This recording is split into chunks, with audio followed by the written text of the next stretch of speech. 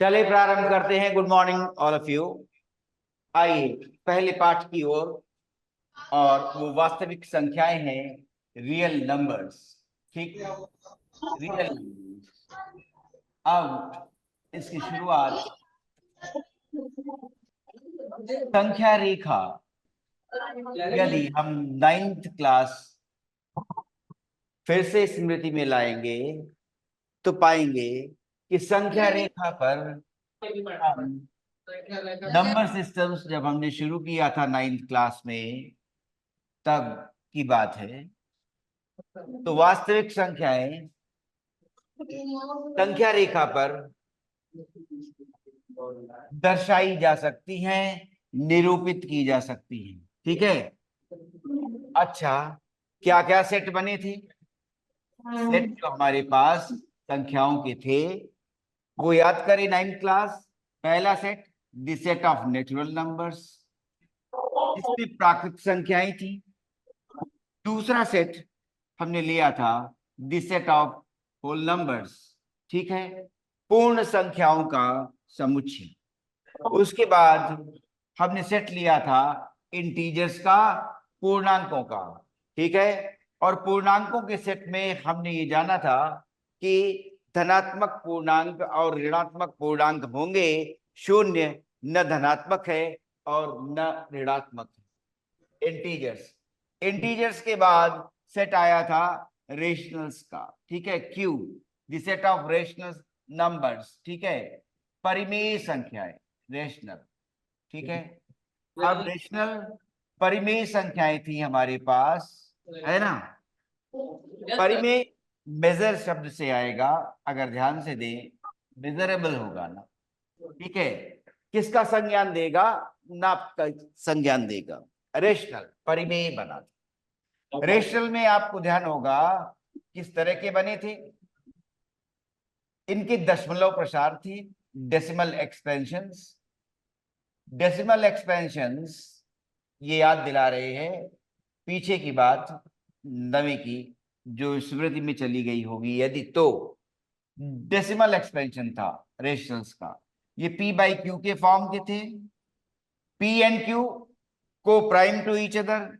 ठीक है, एक दूसरे के साथ, ठीक, आपस में जो उनके गुण बनते हैं, जो गुणनखंड होता है, ठीक है, वो केवल 1 बनता है।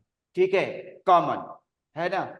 उनका केवल कॉमन फैक्टर 1 हो तो वो को प्राइम कहलाएंगे। ठीक है, यहां पर Q not equal to 0 consider किया गया था। अब इनके दशमलव प्रसार किस तरह के आ गए थे? ध्यान दें, शांत दशमलव प्रसार आ गया था, शांत वाला। शांत वाला दशमलव प्रसार क्या था? जैसे 1/2, तो ये 0.5 आ गया। और फिर उसके बाद अशांत भी था। ठीक है, जब भाग देना समाप्त नहीं होगा, अशांत। और फिर उसमें आवर्ती भी है। ठीक है, आवर्ती, रिकरिंग, वापस बार बार आ रहा है। जैसे यहां पर हमने कहा 1/3, तो हम ले रहे हैं 0.333, और ये 3 बार बार रिपीट हो रहा है, तो हम कह रहे थे 0.3 बार। ऐसे तो रेशनल नंबर, परिमेय संख्याएं हमारे पास इस रूप में आई कि उनके दशमलव प्रसार या तो शांत हैं, जैसे 1/2, या फिर उनके दशमलव प्रसार अशांत होते हुए आवर्ती हैं। जैसे ये वाला 1/3, जब हम भाग देना शुरू कर रहे हैं तो भाग शांत नहीं हुआ, अंत के सहित नहीं है, और ये अंक बार बार आवर्ती है। ठीक है, आवर्ती है 3, तो ये उस पर एक दंड लगा दिया गया, बार। इस तरह से रिप्रेजेंट कर सकते। वो बची संख्याएं क्यू के बाद इर्रेशनल की बात आ रही है, तो इर्रेशनल को डिनोट किया गया अगर टी से, तो वो संख्याएं कौन सी होंगी जो पी बाई क्यू के फॉर्म में नहीं लिखी जा सकती? The numbers that you can't form of P by Q के फॉर्म में, यदि हम ये संख्या न लिख सकें तो हम इरेशनल नंबर्स की ओर आ जाएंगे। ठीक है, और ये संख्याएं जब सभी संख्याएं मिला लेंगे तो वास्तविक संख्या का सेट बन जाएगा। ये बात थी इरेशनल। ठीक है, ये हम नहीं लिख सकते क्या in the form of P by Q, P by Q के फॉर्म में नहीं लिख सकते। तो फिर इसका मतलब ये हुआ कि ये प्रसार कैसे हैं दशमलव के, शांत भी नहीं है, ठीक है, और अशांत और आवर्ती नहीं है। तो फिर कैसे है, अशांत और अनावर्ती, अशांत और अनावर्ती, ठीक है, अशांत और अनावर्ती, ठीक है, तब इरेशनल आ गए, अशांत अनावर्ती, ठीक है, रिपीट नहीं करते, ठीक है, ये याद दिलाया। अब पूरे सारे सेट अगर ये मिला लें, इन सारे समुच्चय लेकर अगर हम अब संख्याओं को देखें तो सब मिलकर वास्तविक संख्याएं बन गई। क्यों, इनको संख्या रेखा पर निरूपित कर सकेंगे, भले ही वो रेशनल हो, परिमेय या इरेशनल अपरिमेय, ठीक है। ऐसा लग पहले कि इन्हें नहीं दिखा सकेंगे, इसीलिए परिमेय कहा गया। इनको निरूपित कर सकेंगे संख्या रेखा पर या नहीं निरूपित कर सकेंगे, ये संदेह में था, ठीक है। तो इसलिए अपरिमेय माना जा रहा था, ठीक है, मेजर नहीं, ठीक है ना। उनको प्रयोग में ला सकते हैं कि नहीं, जैसे क्या ये कह सकते हैं, है ना, एक वस्तु है और उसका मूल्य कैसे कह सकते हैं कि उसका मूल्य रूट वर्गमूल 2 इतने रुपए हैं, ऐसे। या कह सकते हैं कि वस्तु का जो भार आया, ठीक है, या वस्तु का द्रव्यमान, ठीक है, √3 kg है, ठीक है, वस्तु का द्रव्यमान √3 kg। और हमने कहा कि एक वस्तु का मूल्य √2 है। तो पता चला इस कार्य के लिए कि वस्तु की द्रव्यमान पता चल जाए, ये मूल्य पता चल जाए, तो क्या इन अपरिमेय संख्याओं से इन्हें दर्शाया जा सकता था, ये संदेहपूर्ण था। बाद में पता चला कि नहीं, हम इन्हें निरूपित कर सकते हैं नंबर लाइन पर, संख्या रेखा पर, ठीक है। लेकिन उसके बाद भी इनका नाम अपरिमेय ही रहा, क्योंकि प्रैक्टिकल पर्पस के लिए हम इनका इस्तेमाल नहीं कर सकते।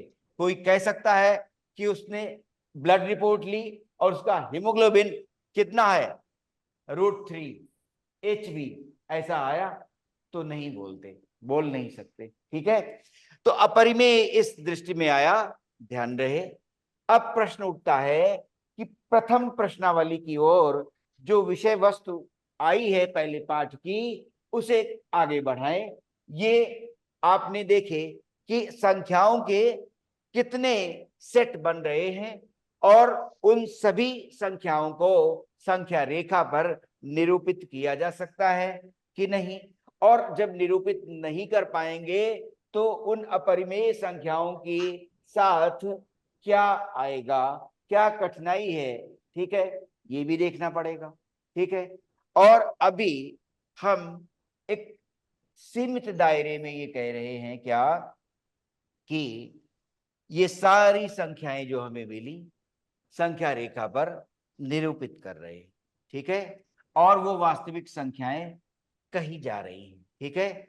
और सेट फिर से याद दिला दें, नेचुरल नंबर्स प्राकृत संख्याएं, होल नंबर्स पूर्ण संख्याएं, इंटीजर्स, ठीक है, पूर्णांक बोले जा रहे हैं, धनात्मक ऋणात्मक और शून्य को लेकर क्या, न धनात्मक न ऋणात्मक। फिर रेशनल्स, ठीक है, वो क्यू से डिनोट किया गया है, क्यों, रेशियो से बना था, ठीक है, कोशंट अनुपात के लिए प्रयोग किया जाता है, इसलिए रेशनल्स का सेट ये मान लिया गया। इंटीजर्स का सेट जर्मन वर्ड है जेलिन, अब जेलिन से अर्थ निकलता है गिनना, तो वो Z set of integers Z से ले लिया गया, ठीक है। अब आया T, the set of irrationals consider कर लिया गया, और जिन अंकों के बारे में, संख्याओं के बारे में हमें लगा कि रेशनल्स दो ही तरह के दशमलव प्रसार ले रहे हैं, ठीक है, परिमेय संख्याएं दो तरह के दशमलव प्रसार ले रही हैं, ठीक है, एक शांत दशमलव प्रसार और एक अशांत दशमलव प्रसार जो आवर्ती अंक देता है, ठीक है, जैसे इसमें आया। अब ये सभी संख्याओं के सेट मिलकर वास्तविक संख्या बनाएंगे और उसका सेट बनेगा, और वो सेट ऑफ रियल नंबर्स है। ये सारे सेट इस बड़े सेट का सबसेट बन गए। या सारे सेट्स जो संख्याओं के हमें अभी दिखे और जिनसे हम परिचित हुए, उन सभी का समूह एक कर दें तो वास्तविक संख्याएं प्राप्त हो गई। ठीक है, ये एक पृष्ठभूमि में भूमिका में हमने याद दिलाया है। अब पहले पाठ के पहली प्रश्नावली की ओर बढ़ना चाहते हैं, इसलिए एक पहली प्रमेय दिखा रहे हैं और उसे कहते हैं अंक गणित की आधारभूत प्रमेय, फंडामेंटल थ्योरम ऑफ अरिथमेटिक। क्या? अंक गणित की आधारभूत प्रमेय। ठीक है, फंडामेंटल थ्योरम ऑफ अरिथमेटिक, यहां से पाठ शुरू होगा। ये केवल संख्याओं के समुच्चय का परिचय था, जो याद दिलाया कि अब सबसे बड़ा समूह जो बन रहा है, समुच्चय जो बन रहा है, वो सारे ही समुच्चय को, ठीक है, अपने में निहित कर लेगा तो वास्तविक संख्याओं का सबसे बड़ा समुच्चय बनेगा। ठीक है, आगे बढ़ते हैं। फंडामेंटल थ्योरम ऑफ अरिथमेटिक, इसकी पृष्ठभूमि की बात कर रहे हैं। फिर एचसीएफ और एलसीएम की बात कर लेंगे 2 मिनट बाद। ठीक है, फंडामेंटल थ्योरम ऑफ क्या कहती है ये देखना है। फंडामेंटल थ्योरम ऑफ अरिथमेटिक, अंक गणित की आधारभूत प्रमेय। ठीक है, अंक गणित की आधारभूत प्रमेय। ठीक है, देखिए क्या कह रहे हैं। फंडामेंटल, हिंदी इसकी जान लीजिए अच्छी तरह से। आधारभूत, फंडामेंटल क्या है? आधारभूत। ठीक है, आधारभूत, आधारभूत, ठीक है। और क्या आएगा? थ्योरम है, प्रमेय कहलाएगी हिंदी में। और अरिथमेटिक तो अंक गणित है। ठीक है, अभी समुच्चय देखे हैं, ठीक है, संख्याओं के, उनमें से पहले सेट की संख्याएं जो है उन पर बात कर रहे हैं। पहला सेट क्या था? The set of natural numbers. जो संख्याएं गणना में प्रयुक्त की जाती हैं वो प्राकृत संख्याएं कहलाती हैं। तो प्राकृत संख्याओं को लेकर इस प्रमेय की चर्चा की जाएगी। प्राकृत संख्याओं से, ठीक है, ये प्रमेय संबंध बनाएगी। प्राकृत संख्याएं हैं और प्राकृत संख्याओं के सेट में जो नंबर हैं कहां से हैं?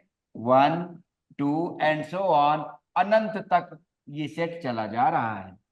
अब कहा जा रहा है कि हमारे पास दो संख्याएं बन सकती हैं। इन प्राकृत संख्याओं में संख्याएं दो प्रकार की अगर हम देखें तो एक भाज्य संख्याएं देखेंगे, भाज्य, और दूसरी अभाज्य। दूसरी अभाज्य, दो तरह की संख्याएं ला रहे हैं। क्या? पहली भाज्य और दूसरी अभाज्य। भाज्य में ला रहे हैं कंपोजिट नंबर। ठीक है, अब यहीं से देखिएगा, ठीक है, कैसे कह रहे हैं। अभाज्य प्राइम नंबर, ठीक है, दो तरह का ये पूरा सेट, ठीक है, दो तरह की संख्याएं लेगा। ठीक है, और अब ध्यान दें, प्राइम नंबर अभाज्य का, अभाज्य संख्याओं के लिए हम ये मानकर चलेंगे these have two distinct factors. इनके केवल दो गुणनखंड बनते हैं, एक एवं स्वयं। ठीक है, एक एवं स्वयं, ये दो गुणनखंड बनेंगे। एक एवं स्वयं, यही गुणनखंड बनेंगे और ये भिन्न हैं। ठीक है, अब ये भी ध्यान रखना है कि भिन्न है, अलग, और वन प्राइम नंबर नहीं माना जाता। क्यों? वन और स्वयं ये वन तो हो जाते हैं, ठीक है, लेकिन ये दोनों ही गुणनखंड भिन्न नहीं है। ठीक है, भिन्न होने चाहिए, डिस्टिंक्ट होने चाहिए, भिन्न। ठीक है, डिस्टिंक्ट, भिन्न कहलाएंगे। ठीक है, अलग होंगे। ठीक है, ये अलग नहीं है। देयरफॉर वन को क्या अभाज्य संख्या नहीं माना गया है। अब भाज्य संख्याएं कौन सी होंगी? कंपोजिट कह रहे हैं अंग्रेजी में। तो प्राइम नंबर अभाज्य संख्याएं जिनके केवल दो गुणनखंड मान्यता में है, एक और स्वयं। जैसे दो दो गुणनखंड मिल रहे हैं, एक और दो स्वयं। तीन दो गुणनखंड मिल रहे हैं, एक और तीन स्वयं। इनके अलावा तीसरा गुणनखंड नहीं मिलेगा। लेकिन यदि दो गुणनखंड से अधिक गुणनखंड हमें संख्याओं के मिलेंगे तो भाज्य संख्याएं कहलाएंगी। दो से अधिक कितने? दो से अधिक, दो से अधिक गुणनखंड मिलेंगे तो वो भाज्य संख्याएं कहलाएंगी। दो से अधिक गुणनखंड की बात हो रही है, ठीक है, दो से अधिक गुणनखंड, ठीक है, उनको कंपोजिट कह रहे हैं, ठीक है। भाज्य संख्याएं दो से अधिक गुणनखंड, ठीक है, दो से अधिक गुणनखंड, ठीक है। अब प्रश्न उठता है कि प्राकृत संख्याओं के, ठीक है, इस सेट में से हम संख्याओं को देखें तो उन्हें हम किस तरह से प्राप्त करते रह सकते हैं। जैसे देखें, हम दो अभाज्य संख्याएं ले रहे हैं, दो और एक तीन, दोनों को हमने गुणा कर दिया, हमें 6 प्राप्त हो गया और वो 6 यहां पर आया हो, ठीक है। इसी तरह से हमने 2 गुणा 3 गुणा 5 कर दिया तो हमें प्राप्त हो गया 30। तो हम क्या देख रहे हैं कि यदि अभाज्य संख्याओं का हम गुणनफल लेना चाहते हैं, अभाज्य संख्याओं का गुणनफल लेना चाहते हैं, तो प्राकृत संख्याओं के समुच्चय से हमें कोई संख्या प्राप्त हो जाती है। ध्यान दें, अगर अभाज्य संख्याओं का गुणनफल ले रहे हैं, ठीक है, अपने इच्छानुसार, मान लें हम 2 3 5 का गुणा कर रहे हैं, अभाज्य संख्याएं हैं 2 3 और 5, गुणा किया 30 प्राप्त हुआ और वो यहां पर प्राकृत संख्या के रूप में होता है। इसी तरह से अगर हम ये कहें कि हमने 3 लिया, 5 लिया और एक 3 और ले लिया तो हमें 45 प्राप्त हो गया। ये प्राकृत संख्या फिर से इसके अंदर है, ठीक है, हम ये देख पाए। तो इस तरह से हमें ये अनुभूति में आया क्या कि अभाज्य संख्याओं के गुणनफल से प्राकृत संख्याओं को प्राप्त किया जा सकता है, ठीक है। अभाज्य संख्याओं के गुणनफल के रूप में प्राकृत संख्याओं को प्राप्त किया जा सकता है, ये देखा जा रहा है, ठीक है। अच्छा, तो हम ये मान सकते हैं क्या, अब इसमें भी दो थे, अब अभी हम कह रहे हैं क्या कि अभाज्य संख्याओं के गुणनफल के रूप में प्राकृत संख्याओं को प्राप्त किया जा सकता है। कहीं ये सीमित तो नहीं है बात? कैसे? 1 को लें, 1 को हम यूं ही तो प्राप्त कर पाएंगे 1 into 1, और 1 अभाज्य संख्या नहीं मानी गई, ठीक है। तब फिर इसका अर्थ ये हुआ कि हमें इस प्रमेय को, जो हम प्राकृत संख्याओं से जोड़ना चाहते हैं, हमें इसको और विस्तृत नजरिए से देखना होगा। और वो क्या है कि भाज्य संख्याएं कंपोजिट, ठीक है, भाज्य संख्याएं कंपोजिट, तो 1 का विशेष स्थान हुआ, ना तो ये भाज्य संख्या बन पाया, प्राइम भी नहीं है, और जब कंपोजिट कह रहे हैं तो कंपोजिट में 2 से अधिक गुणनखंड चाहिए, इसके पास वो भी नहीं है। तो 1 नीदर प्राइम नॉर कंपोजिट, ये बोल दिया। इसको सोचिएगा, विचारिएगा, कहीं हम गलत तो नहीं कह गए। क्या परिभाषाएं दे रहे हैं, पहले कह रहे हैं अभाज्य, और अभाज्य में पहले ही डिस्कार्ड कर दिया है 1 को प्राइम नंबर माना ही नहीं, और फिर अब कह रहे हैं कंपोजिट।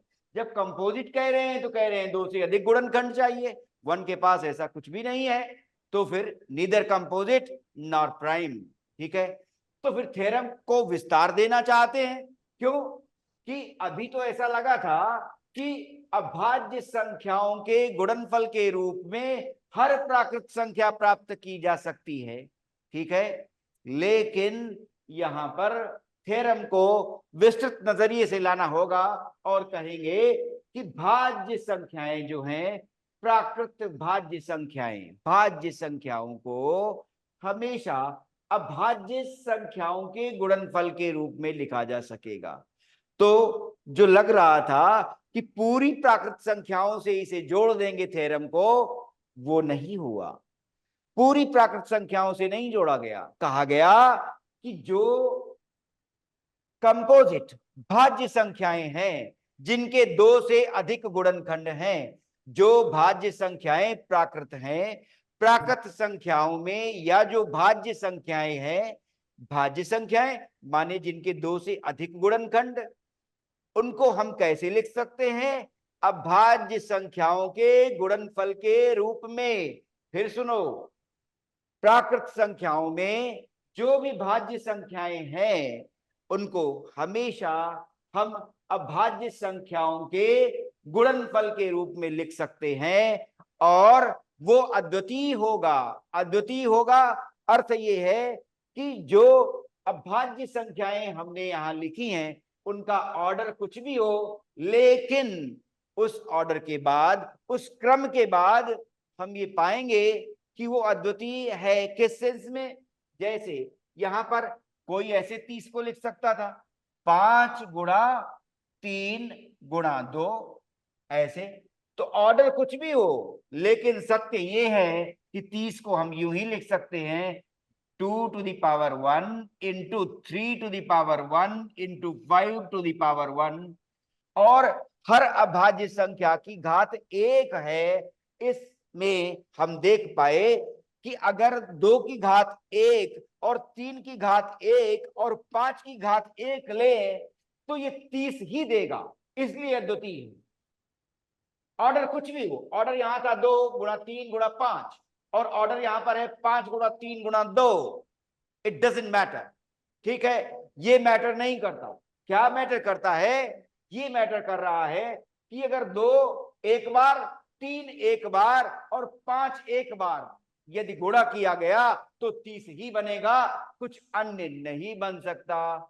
इसलिए ये कहा जा रहा है, थ्योरम क्या कह रही है? अब ध्यान से सुनो, थ्योरम ये कहती है कि प्राकृत संख्याएं जो भाज्य हैं, भाज्य प्राकृत संख्याओं को हमेशा अभाज्य संख्याओं के गुणनफल के रूप में लिखा जा सकता है। अगर इन शब्दों का सही इस्तेमाल नहीं करेंगे तो फिर प्राकृत संख्या में से एक अपवाद के रूप में उपस्थित हो जाएगा, ठीक है। क्यों? एक के साथ ऐसा नहीं हुआ है, 1 into 1 आ रहा है और 1 अभाज्य संख्या नहीं है, ठीक है। तो इस प्रमेय के दायरे से, ठीक है, क्या हुआ? हमें निश्चित शब्द बनाने पड़े। क्या? कि वो प्राकृत संख्याएं जो भाज्य हैं, उनको हमेशा, ठीक है, अद्वितीय गुणनफल के रूप में जो अभाज्य संख्याओं का होगा लिखा जा सकता है।